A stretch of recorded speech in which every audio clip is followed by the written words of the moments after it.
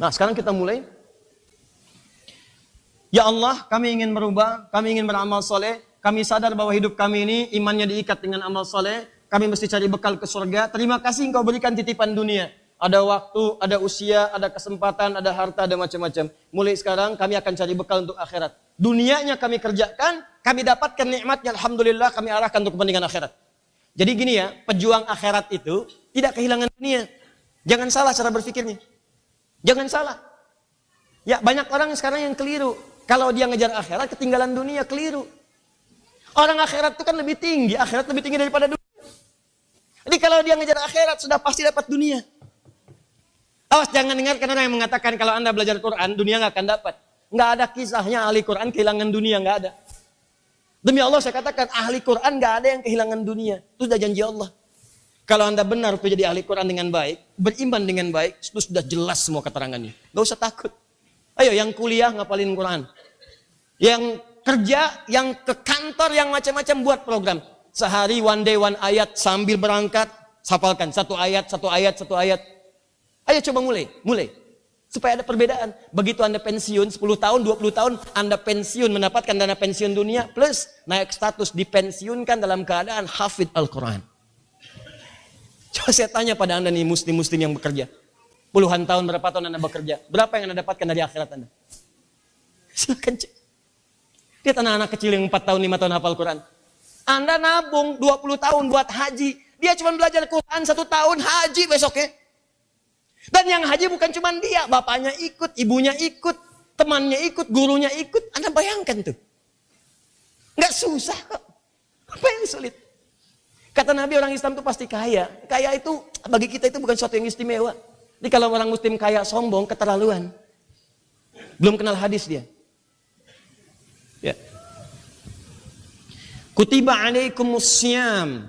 Ya Allah, kami ingin beramal bagaimana caranya. Kata Allah, saya turunkan di antaranya setahun sekali datang ibadah yang disebut dengan as-syiyam. Ini bagian terakhir yang kita bahas dari materi kita, dan ini sangat penting karena ada beberapa rahasia di dalamnya. Setelah itu saya sampaikan pengumuman, dan pengumuman ini akan jadi lebih penting karena teman-teman sekalian akan ada berita istimewa, termasuk nanti kita akan kedatangan ulama yang memberikan kuota beasiswa untuk kalangan-kalangan khusus tertentu saja. Nanti di akhir. Ya, bismillah. Lihat sini. Kutiba alaikumus syiyam. Kutiba alaikumus syiyam. Diwajibkan bagi kalian menunaikan apa? Puasa. Apa artinya syiyam? Halo? Puasa. Kalau saum? Puasa. Saum, puasa. Lalu apa bedanya syiyam dengan saum? Kalau ada yang tanya, apa perbedaan syiyam dengan saum? Maka jawaban yang pertama, perbedaannya kalimatnya. Yang satu syiyam, kedua saum. Yang kedua, konteksnya, maknanya. Secara bahasa, sebetulnya keduanya memiliki kesamaan identik. Kalau Anda buka kitab fikih Islam, maka Anda akan temukan dari buku yang paling tipis sampai yang paling tebal. Perhatikan kalimatnya. As-siyamu was-sawmu fil lughati al-imsaku. Siam dan saum itu menurut bahasa punya makna yang serupa, yaitu imsak. Jadi ada kata yang ketiga. Siam, saum itu sama dengan imsak. Ada kata yang ketiga. Siam, saum, yang ketiga apa? Imsak, al-imsak, imsak. Lihat sini. Jadi kalau disebutkan imsak, artinya siam. Disebutkan imsak, artinya saum. Apa siam, saum dengan imsak? Puasa, nahan. Imsak itu nahan. Puasa. Jadi kalau disebutkan imsak, berarti sudah puasa. Kalau disebutkan siam, berarti puasa. Disebutkan saum, berarti puasa. Saum dan siam punya makna yang sama, yaitu imsak. Berarti imsak sama dengan siam, sama dengan saum. Secara bahasa, sama-sama artinya apa? Puasa. Jadi kalau saya katakan, puasa sudah dimulai, artinya sudah mulai saum. Puasa sudah dimulai, artinya sudah mulai imsak. Puasa sudah dimulai, artinya sudah mulai siam. Jelas sampai sini? Jelas. buka Quran surah kedua, ayat 187, paling kanan pertengahan.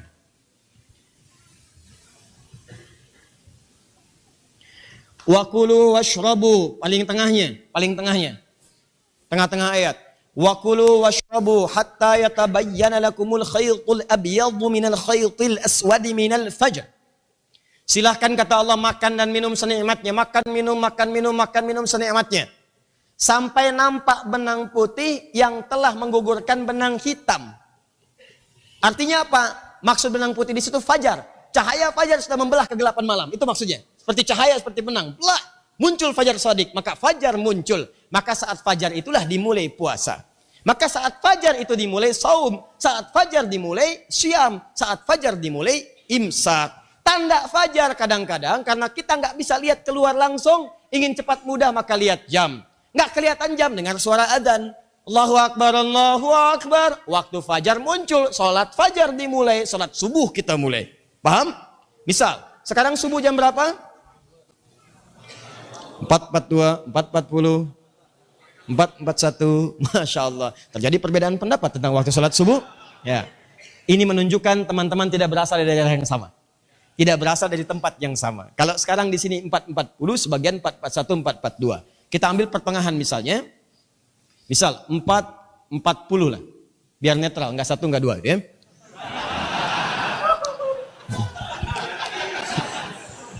Bisa sering jadi persoalan ini ya. Udahlah. Baik. Subuh 4.40. Subuh. Saya pernah sampaikan satu-satunya dalam Al-Quran yang punya 2 nama. Zuhur 1 nama, asar 1 nama. Lihat baik-baik teman-teman sekalian. Maghrib 1 nama, isya 1 nama. Dalam hadis disebutkan, waktunya disebutkan di Quran sebagiannya. Tapi subuh dengan fajar itu punya 2. Ya, di surat At-Takwir teman-teman sekalian masuk was-subhi idza tanaffas. Subuh. Fajarnya muncul ditemukan di Al-Isra yang ayat ke-78 itu. Aqimis sholata liduluki syamsi ila ghasaqil laili wa qur'anal fajr. Bahkan ada surah ke-89 surah Al-Fajr. 2 waktunya. Disebutkan fajarnya, disebutkan subuhnya. Perhatikan, jadi subuh sama dengan apa? Fajar. Nah, kata Allah, lihat baik-baik di Al-Baqarah ayat 187, silakan makan minum sampai fajar tiba. Karena fajar sama dengan subuh, maka kalau sudah subuh tiba, itu waktunya puasa. Kalau fajar sudah tiba, tandanya fajar. Kapan tahu subuh? Fajar tandanya. Kalau sudah muncul fajar, maka dimulai puasa. Jelas? Lihat jam, kapan waktunya fajar. Ragu dengan jam, dengarkan suara azan. Allahu Akbar, Allahu Akbar. Puasa dimulai. Paham? Baik, kalau subuh 4.40, imsaknya jam berapa?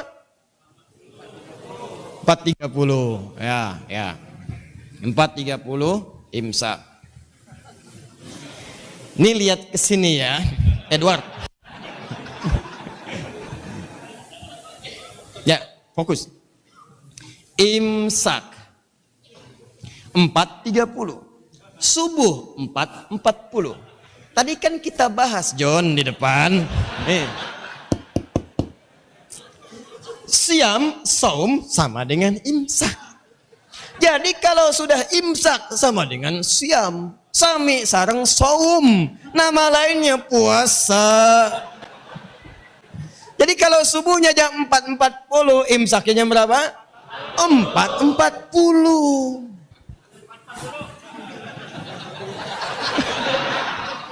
Ini puasa. Nah ini kita pahami dulu sebentar. Jadi kalau ada orang ingatkan sebelum puasa, sebelum subuh misalnya mengingatkan, hati-hati sebentar lagi puasa dimulai, itu boleh silahkan. Tanbih itu pengingat, inzar, gak ada masalah. Bapak Ibu, ayo sahurnya percepat, sahur. Tinggal 30 menit lagi, 15 menit lagi, 10 menit, itu boleh, gak ada masalah, silahkan. Zaman Nabi juga ada, nanti saya contohkan. Tapi kalimatnya bukan imsak. Jadi kalau 4.40 subuh, kemudian jam 4 sudah ada yang bikin pengumuman, imsak. Nah, Anda kasih tahu, belum. Itu. Dia bikin pengumuman nih, imsak, belum. Itu. Paham ya? Ini 10 menit masih 1 porsi jus alpukat tambah buah naga masih masuk semua. Nah, kita pahami dulu, jangan sampai keliru. Ya, makanya ini ada yang unik nih. Jadwal imsak ya kan? Belum puasa udah ada jadwal imsak. Yang paling lucu bukan jadwal sholat, jadwal buka. Yang ya coba lihat tuh, begitu bikin jadwal imsak kan, yang dibikin jadwal sholat kan? Silakan cek kan kita mau puasa, imsak itu kan puasa. Imsak itu puasa, dibikin jadwal imsakiyah, harusnya kan jadwal puasa. Kapan kita puasa, ngerjain apa saat puasa, apa yang dikerjakan, ini jadwal imsakiyah yang dibikin jadwal sholat. Kan nggak nyambung lagi. Nah, ini nggak apa-apa, mungkin maksudnya baik gitu kan. Nah, cuma barangkali penempatan istilahnya yang disesuaikan. Jadi saya mau katakan dalam istilah fikih, kalau disebutkan imsak itu artinya puasa. Jelas? Nah, jadi kalau sudah Anda misalnya masuk kepada subuh, lagi makan, tiba-tiba misalnya Allahu Akbar, makanan sudah di mulut. Lalu istri Anda mengatakan, "Pak, imsak."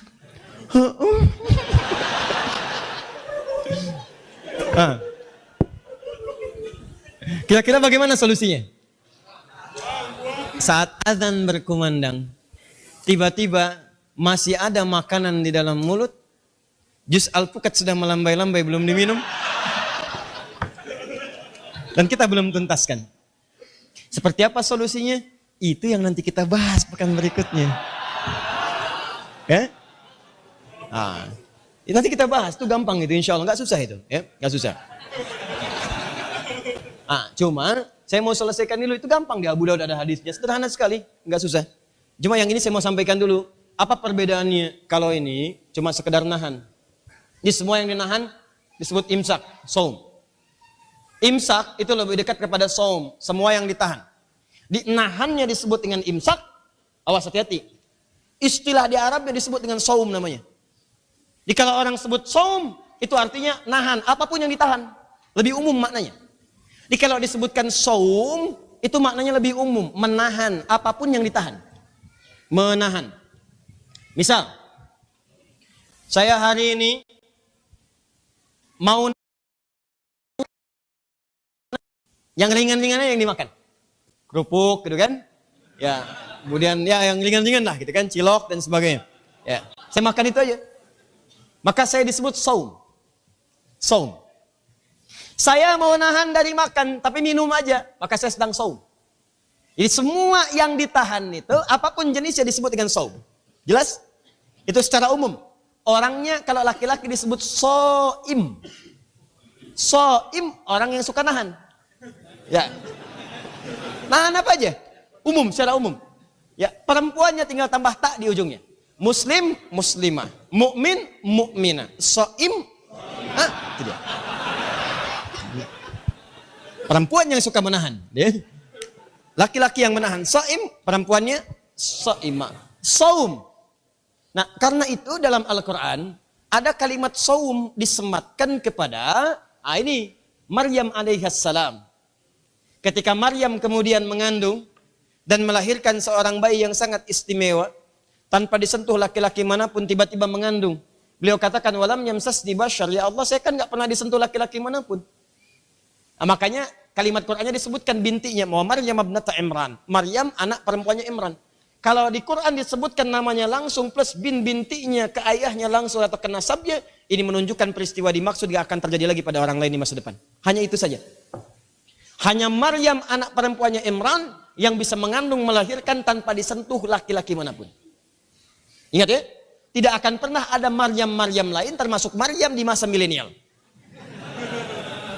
Tidak begitu Ustaz. Di tempat saya ada juga Maryam yang bisa mengandung melahirkan tanpa bapak. Banyak. Banyak, tanpa bapak banyak. Tapi yang tidak pernah disentuh laki-laki manapun cuma Maryam binti Imran. Mengandung melahirkan, Maryam itu disebut perempuan sangat soleha, suci, baik. Jadi terjaga dirinya, punya mihrab, gak sembarangan orang masuk. Yang ngantarkan pamannya Nabi Zakaria, gak pernah bergaul dengan laki-laki manapun. Makanya ketika Maryam disebut perempuan bagus, suci, mulia dan sebagainya, tiba-tiba mengandung, melahirkan lagi. Begitu sudah melahirkan, cara singkat saja, Maryam tuh khawatir kalau kaumnya tiba-tiba menuduh. Hei kamu nih gimana? Pamannya Nabi, wah dekat juga, semuanya bagus. Tiba-tiba mengandung, melahirkan, perempuan ini perempuan gak benar, takut dituduh demikian. Maka ketika itulah setelah melahirkan bermohon kepada Allah, ya Allah, bagaimana kalau nanti saya dituduh demikian? maka Allah menampakkan mukjizat yang melekat pertama kali pada bayi yang baru dilahirkan itu. Nabi Isa alaihissalam, Yesus, Mesia, kita yakini, kita beriman beliau Nabi, beliau Rasul. Diutus oleh Allah dengan mukjizat yang sangat luar biasa. Lahirnya misteri, gaib. Dalam gaib, dalam pengertian tidak seperti yang lain, maksudnya itu. Lain, ya. Ayahnya tidak ada dan tidak pernah disentuh ibunya laki-laki manapun. Lahirnya misteri, wafatnya juga misteri, mukjizat maksudnya. Dan kalimat pertamanya, mukjizat pertamanya begitu lahir, sudah bisa kemudian kata Allah katakan, hei, kamu cukup saja katakan saya sedang saum. Ya, lihat kalimatnya. Faquli inni nazartu lirrahmani sauma. Quran surah 19 ayat ke-26. Katakan pada mereka saya sedang saum. Apa saum yang dimaksudkan? Falan ukallimal yauma insiya. Katakan saya sedang saum, saya nggak mau bicara pada seorang pun di hari ini. Nahan diri untuk tidak bicara. Tadi saya katakan di awal kalimat saum itu menahan dari apapun. Maryam masih makan, kalimat awalnya wakuli washrobi. Silakan makan, silakan minum. Maryam makan, Maryam minum, tapi dia puasa, saum. Apa saumnya? Jangan bicara pada siapapun. Anak ini nanti akan bicara. Saya akan jadikan mukjizat pertama bagi anak ini, lahir bisa bicara. Nanti dia akan mengatakan, saya Abdullah, saya hamba Allah, ibu saya suci, Tuhan saya Allah, dan sebagainya. Tapi poin kita adalah, ketika Al-Quran kemudian mengatakan Maryam puasa, menahan dari tidak bicara, perhatikan. Kalau Quran persis seperti yang dikatakan tuduhan orang-orang orientalis, dan orang-orang gak bertanggung jawab, termasuk kalangan liberal, bahwa ini karya manusia, maka kalimatnya akan sama semua. Siam, siam, siam, siam. Tapi menariknya, ketika kita yakini Al-Quran firman Allah, maka diksinya pun bukan diksi biasa. Di sini kalimatnya cuma satu, dan ini satu-satunya dalam Al-Quran. Inni nazartu lirrahmani sauma, bukan siyama, sauma. Karena kata saum punya makna umum. Kamu makan, kamu minum, tapi katakan kamu puasa, saum. Apa puasanya? Nahan untuk tidak bicara. Jangan bicara di hari ini. Jadi kalau misalnya papa pulang ke rumah, sedang nggak mau bicara dulu sama siapapun, termasuk istri, ya misal, Loh, Anda misalnya pulang, mama tanya, Papa, kok pulangnya terlambat? Papa kenapa? Saum. Saum apa? Apa nggak mau bicara hari ini? Kok itu bicara? Contoh. Nah, itu saum. Paham ya? Nah, kalau siam, itu lebih spesifik. Siam itu sifatnya lebih spesifik. Kalau disebutkan siam, berarti bukan sembarangan menahan. Puasa yang memiliki sifat tertentu, memiliki aturan tertentu, diikat dengan rukun dan syaratnya. Ada rukunnya, ada syaratnya, ada aturannya, kapan puasanya, kapan bukanya, apa amalannya, ada sifat-sifat khususnya. Ini yang boleh dilakukan, ini yang tidak, ini yang merusak, ini yang membatalkan. Maka kalimatnya akan dirubah dalam bahasa Arab. Bukan saum yang disebutkan, tapi siam yang kemudian diungkapkan. Maka dari itu ketika Allah mengatakan kalimatnya dalam Al-Quran, kutiba alaikumus siam, maka puasa yang dimaksudkan puasa yang spesifik, punya aturan tertentu, punya hukum tertentu, ada rukun, ada syaratnya, ada sifatnya. Beda dengan puasa-puasa yang lain. Ini bukan puasa seperti orang Yahudi yang di Asyura. Ini bukan puasa yang begini. Ini bukan yang sunnah. Kata Allah, saya turunkan satu kewajiban. Puasa. Tapi ingat, puasa ini bukan sembarangan. Puasa ini ada hukumnya, ada ketentuannya, ada keistimewaannya, ada sifatnya. Beda dengan yang lain-lainnya. Maka dari itu, diturunkanlah ayat ini sebulan sebelum Ramadan. Di bulan Sya'ban turunnya. Sebulan sebelum Ramadan. Kenapa? Supaya Nabi bisa menjelaskan dulu kepada umatnya. Ini ketentuan puasa yang dimaksudkan. Kalian bukanya jam sekian. Lihat ini. Kalian puasanya jam sekian. Lihat ini. Dulu nggak ada jam, kata Nabi, lihat kemudian keluar. Begitu kalian dapatkan hilal, nampak hilal, mulai puasa. Begitu kalian dapatkan tenggelam matahari, silakan berbuka. Jelas sampai sini? Maka dari itu sunnahnya beberapa masa sebelum masuk Ramadan, paling terlambat sebulan sebelum Ramadan. Di bulan Sya'ban, maka sunnah Nabinya pelajarilah hukum-hukum puasa. Ini yang dilakukan oleh Nabi. Nabi sampaikan pada umatnya ini. Sehingga ada jeda sebulan, tidak kaget ketika masuk Ramadan. Bayangkan kalau puasa itu turun kewajibannya sehari sebelum puasa. Susah orang. Jelas ya? Inilah hikmahnya pertama, supaya kita bisa membiasakan. Maaf, apa yang dikerjakan oleh Nabi saat bulan Sya'ban kita turunkan. Ini yang dilakukan. Apa programnya? Itu yang kita bahas. Apa kewajibannya? Itu yang kita uraikan. Jadi kalau sekarang kita sudah membahas bab puasa, itu mengikuti sunnah Nabi SAW. Jadi begitu masuk ke Ramadan, sudah nggak banyak pertanyaan lagi, tinggal puasa. Makanya antum cek, silahkan cek ya. Kita hampir antum nggak akan temukan Imam Abu Hanifah, Imam Malik, Imam Asy-Syafi'i, Imam Ahmad. Antum temukan masih mengajar di bulan Ramadan, antum nggak akan temukan. Umumnya mereka sudah libur saat Ramadan. Mereka banyaknya ibadah aja. Imam Asy-Syafi'i rajin baca Al-Quran. Saya pernah sampaikan sehari 2 kali khatam. Ramadan 60 kali khatam. Rata-rata demikian. Mereka ibadah. Etika sudah nggak ngajar lagi. Sekarang kebalik, masuk Ramadan, ustadz saja pada sibuk ngajar. Kenapa? Karena sebelum Ramadan nggak pada belajar. Yang paling aneh, setiap tahun yang dibahas itu lagi. Apa nggak pernah tuntas? Coba silakan cek. Demi Allah saya katakan tahun ini pun akan dibahas lagi tuh. Apakah tarawih 11 atau 23? Kalau 11, 4, 4, 3 atau 2, 2, 2, 2, 1. Setelah tarawih apakah boleh tahajud lagi atau enggak malam harinya? Coba silahkan cek. Tiap tahun kenapa nggak pernah selesai? Apa nggak bosan bahas itu? Harusnya sih setelah masuk Ramadan kita udah siap. Tahun kemarin, alhamdulillah, saya konsisten untuk salat tarawihnya. Tahun ini saya mesti hafal Al-Quran. Bikin teman-teman. Bikin program. Nanti insya Allah seperti biasa i'tikaf kita buat program. At-Taisir akan dipraktikkan Ramadan tahun ini. Insya Allah akan dipraktikkan. Dulu, ini saya kasih tahu ya. Ini inspiratif sekali. Ini bisa Anda tiru ya. Jadi ada, ini kisah nyata. Ada keluarga muslim, suaminya teman-teman, ini sudah berkeluarga, punya anak 3. Jadi suaminya kerja di perusahaan umum lah. Tapi dahsyatnya, di tahun itu, beliau jadikan cutinya untuk nanti semasa i'tikaf Ramadan. Ini kan biasanya setahun ada berapa hari cuti kan? Ada yang 12, ada yang 14, ada yang sekian kan? Nah beliau itu cutinya tuh sengaja nggak diambil dulu supaya saat itikaf bisa diambil cuti. Itikafnya itu cutinya untuk itikaf disiapkan. Ini betul-betul diprogramkan. Tahun Ramadan ini saya mesti menghafal Quran. Saya kemana aja? Takut banyaknya di dunia, akhiratnya nggak punya bekal.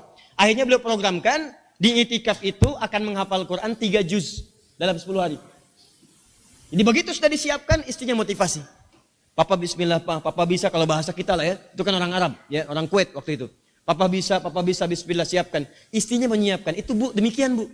Jadi kalau suami etikaf, misalnya istri nggak sempat etikaf, ya suami siapkan bekal-bekalnya. Dan akan dapat pahalanya.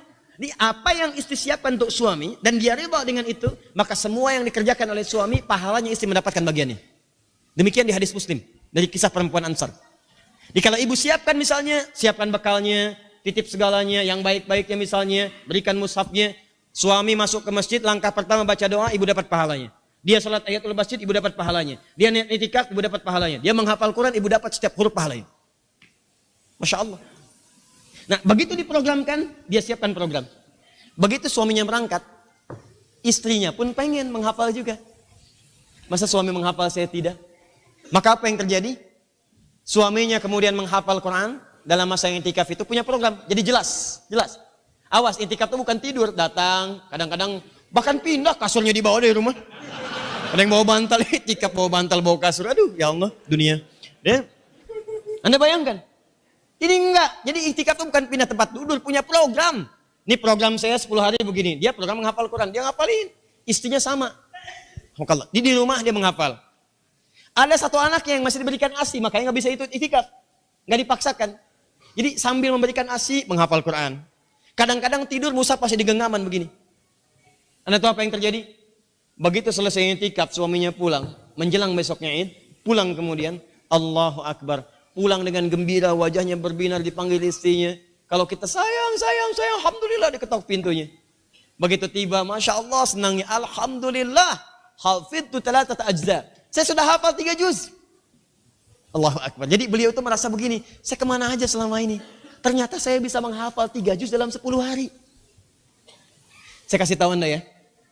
Coba deh nanti saat Ramadan i'tikaf, Anda coba menghafal Quran. Lalu berapa yang Anda dapatkan? 1 juz kah, 2 juz kah, 3 juz kah, 10 juz kah? Perhatikan baik-baik. Begitu Anda dapatkan semua hafalan itu, lalu tanyakan diri Anda, saya kemana aja selama ini? Anda 10 hari bisa 1 juz. Selama ini Anda kemana aja? Setahun, 2 tahun, 3 tahun, 10 tahun.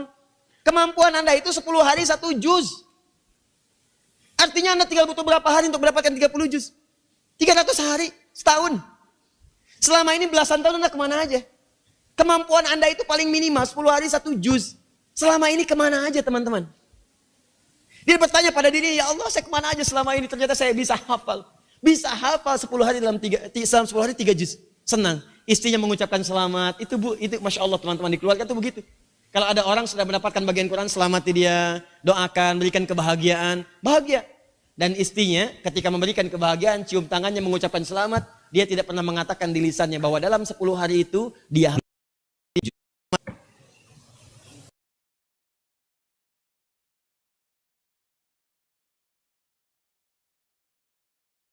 bahas apa yang dikerjakan oleh Nabi, apa perangkat-perangkatnya, seperti apa gambarannya. Itulah rahasia di balik kutiba alaikumussyam. Pekan depan nanti saya akan bawakan insya Allah tampilan detail dari kata asyam ini berwujud program-program Nabi di bulan Sya'ban. Apa yang dikerjakan oleh Nabi di bulan Sya'ban sebagai persiapan ke bulan Ramadan. Nanti saya turunkan programnya supaya disiapkan bulan Ramadan. Jadi antum jelas Ramadan 10 hari pertama targetnya apa? 10 hari kedua apa? 10 hari ketiga apa? Atau dibikin 30 hari. Mulai dari sholatnya, bacaan Qur'annya, sedekahnya, macam-macamnya. Urutkan. Yang penting yang Nabi kerjakan apa, yang kita bisa lakukan apa dari sekian itu. Jelas? Lalu kita turunkan hukum-hukumnya termasuk tadi. Ustadz, enak-enaknya. Allahu Akbar. Allahu pekan depan. Ya. Baik, kita baru sampai asyam. Belum selesai, ayatnya belum tuntas. Kama kutiba 'alal ladzina min qablikum la'allakum. Kenapa muncul kama kutiba 'alal ladzina min qablikum? Kenapa pakai la'allakum? Kenapa pakai tattaqun? Itu masih ada PR. Pekan depan kita pelan